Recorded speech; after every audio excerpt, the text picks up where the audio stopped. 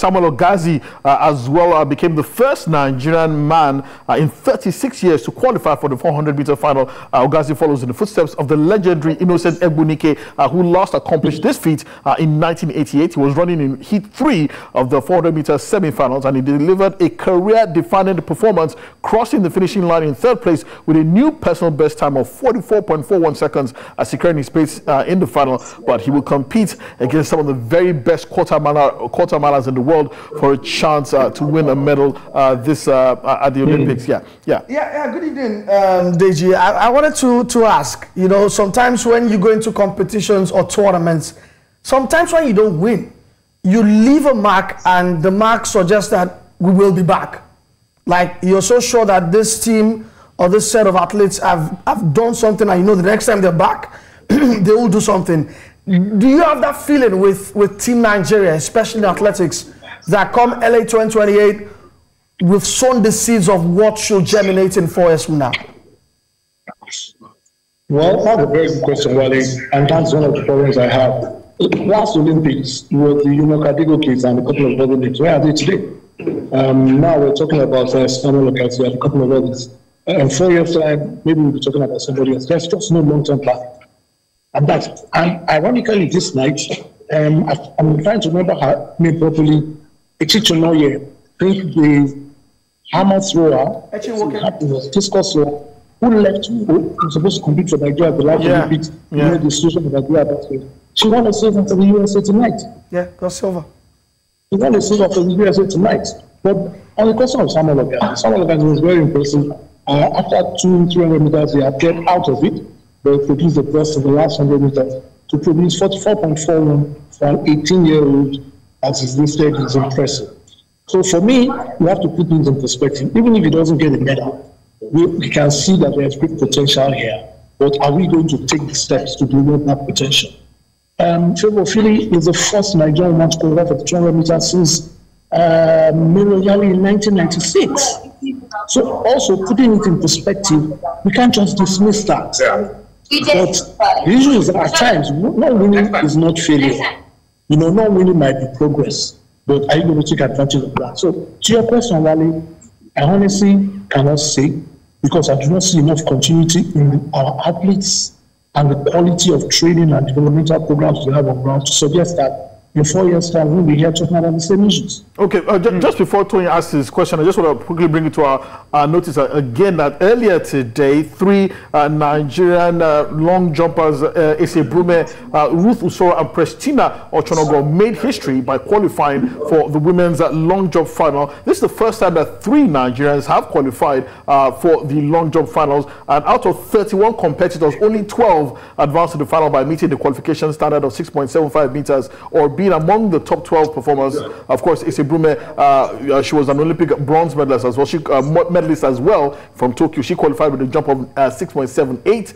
Ruth Usoro qualified with a jump of 6.68 meters. And Prestina Ochonogo, who's making her debut, I first saw her earlier this year in Asaba competing for a chance to even get to the Olympic, to the African Games. Now she's at the Olympic Games, and she will be moving to the NCAA circuit later this year. I beg your pardon. After the Olympic Games, she also qualified with a jump of 6.65 meters, and all of them will be facing some of the finest long jumpers in the world. But Tony, just to your question as well. Yeah, I want to agree with you, Deji. That it's all about the planning.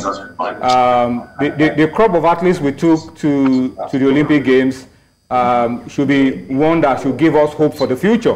Ogazi 19, Udodi 21, Ofili 23, Ochonogo, Konyisola, the guy that got to the semifinals, the swimmer, the 19-year-old Konyisola 19, you know, 3 years ago he was competing in school sports somewhere in Lagos, and he's got to the semifinals of the Olympics. So it's all about the planning, and I hope it is something that the sports ministry and the federation will be very deliberate about. Enoch, unfortunately, was a finalist at the last Olympics. He has a lot of injury worries and is always in and out. He's trying to get back, so he's not available for this one. The lady that was in the 100 meters final the last time is out because of doping offenses and all of that. So it's all about how we plan for the future. Let's talk about, before I allow you to go, my question is about the girls, the D Tigress. They are up against what some people believe is Mission Impossible. Mission Impossible against the Americans tomorrow. But the Nigerian officials have been trying to mobilize and push and motivate these girls to go out there. What can you tell us about the mood of these ladies ahead of tomorrow's game against the Americans? Yeah, just before you answer that, Deji, well, the Minister for Sports Development, Senator John Eno, actually visited D Tigers earlier today to offer them some moral support as well. And let's quickly take a listen to what he had to say. No matter how done Nigeria proud, and it's important that I come and I visit you, no matter how briefly, to let you know, yes, you are competing. You are competing, yes, the glory will also come first to you. They are competing for country. That's what they are doing. I mean, in spite of whatever else is happening in our other sports and competitions, it does appear that for these Olympics, the only sport we took from it is the basketball team female. Well, Deji, you want to respond to that? I think Coach Kamat was also speaking on behalf of the team as well. But what your opinion? Do we stand a chance against the US? To be fair, the minister has been trying a lot to motivate. I ran into him at the Shams Arena yesterday after Uborodudu finished first two fights, qualified for the semifinal. We ran into each other, and he's going about trying to motivate the players and the athletes across board. So maybe that's a good thing. To the Tigress, we and I know it's tough.